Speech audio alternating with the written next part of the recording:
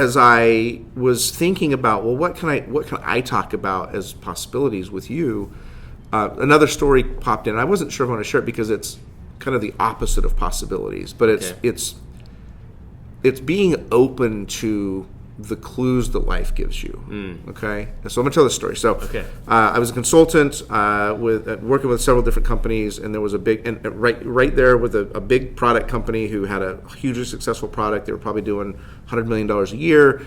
I was consulting with them, and they kept saying, hey, "We want you full time. We want you full time." I'm like, "No, I got other clients. I got this gig. I love what I'm doing. I love being a consultant. I don't want to work with you full time. I'm entrepreneurial." And they kept hammering. And finally, said, "Look, they were in Washington D.C. area, Falls Church, Virginia, beautiful town." And they said, "Look, why don't you do this? Bring your wife. We're going to send you a couple first class tickets. Bring your wife. Come out. Stay a week." And we'll set you up with a real estate agent, go look at some houses, and we'll take you out to dinner, and let's just see what the possibilities are. And I'm like, okay, like, not going to turn that down. Mm-hmm. So we fly out there, first class. They rented us a nice car, and we check out the area, and it's in a beautiful area like Fairfax, Virginia, Falls. I don't know if you've been there. It's really gorgeous. Tyson's Corner. We went with the real estate agent and looked at houses. We found a house. Like, oh my gosh, there's a beautiful house. We found that. We kind of started mentally moving in. Like we went to we were like, where's the movie theater that we'd go to? Okay, we went to the movies one night. Okay, this is where we'd go. Or here's the mall. And we're like mentally, we're okay. We're gonna. Yeah. And so I go back and I'm like, yeah, you guys did your job. Like you reeled us in. We get on the plane to go home, and we spend the entire flight talking about the future and what that looks like and how excited we are and everything else. And I know this story is going to sound crazy, but this is a 100% true story.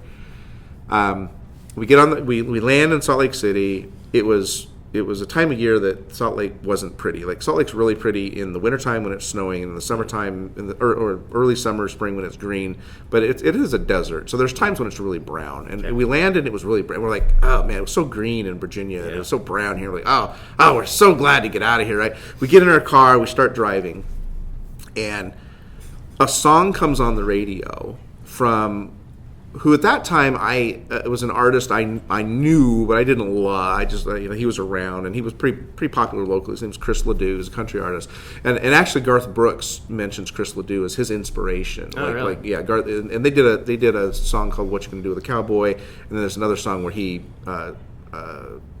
says worn out tape of Chris Ledoux, lonely women and bad booze. Anyway, so Chris Ledoux is like a guy who never was a superstar. He was always kind of, but on purpose. Like he's like, I'd rather keep my integrity and only be down here than sell out and become a superstar. Okay. So he's a great artist, and he had a song out that I had never before or since heard on the radio.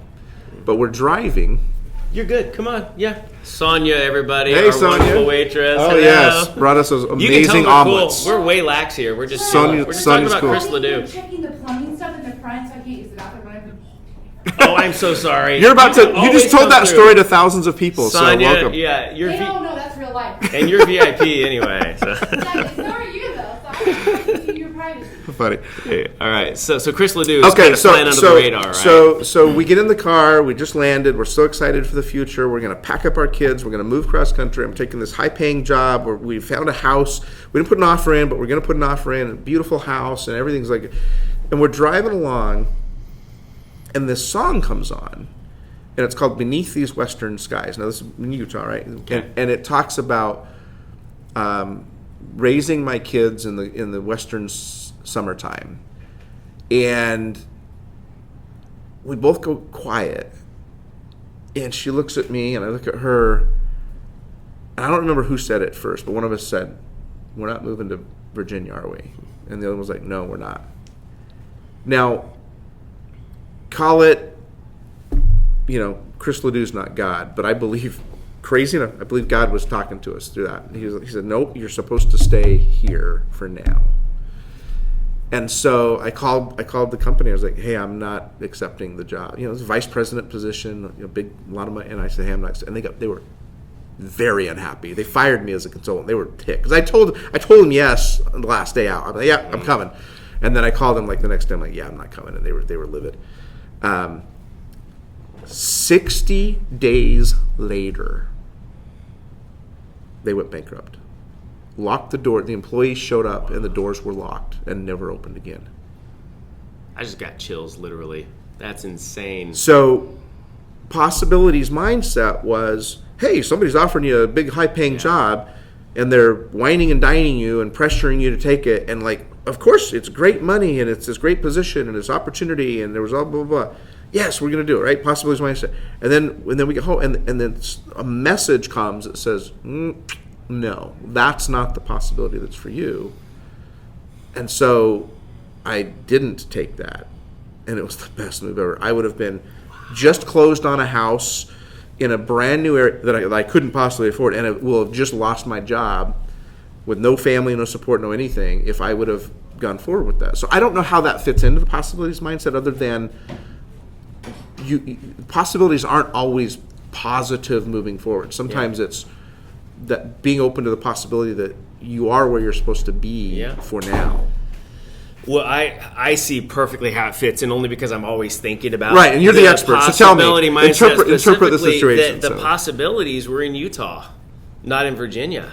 So it's like, what else is possible here in Utah? A place where we want to be, where we want to raise our children, where we feel God is calling us to right now, and He revealed it in a Chris Ledoux song. And then we don't always get to see like why things work, like why God's plan was the way it was. But when you do get to see how awesome is that, I think that just reinforces your faith. Yeah. And to follow your true calling, to follow the Lord's leading in your life. And that's what I get from it, is that the possibility mindset, if you wouldn't have been asking what else is possible, you would have been zoned in on this new opportunity, blinded to the blessing that you already have. And that's one thing I always talk about, always give thanks, AGT, you know, be thankful for what you have right now, because things can look so good. The grass is always greener in Virginia, right? Oh, it was way greener. I mean, literally that day it was. And for you realize we already have what we want. And how did it feel? I mean, what was the feeling when you found out they went bankrupt? Not that you were happy that they went bankrupt, but for you, what kind of peace came over you? How'd that feel in that moment? I was so grateful. I was like, if we'd have gone, like, what? Oh my gosh! Like that would have been an absolute disaster. Yeah. Just an absolute disaster. Wow.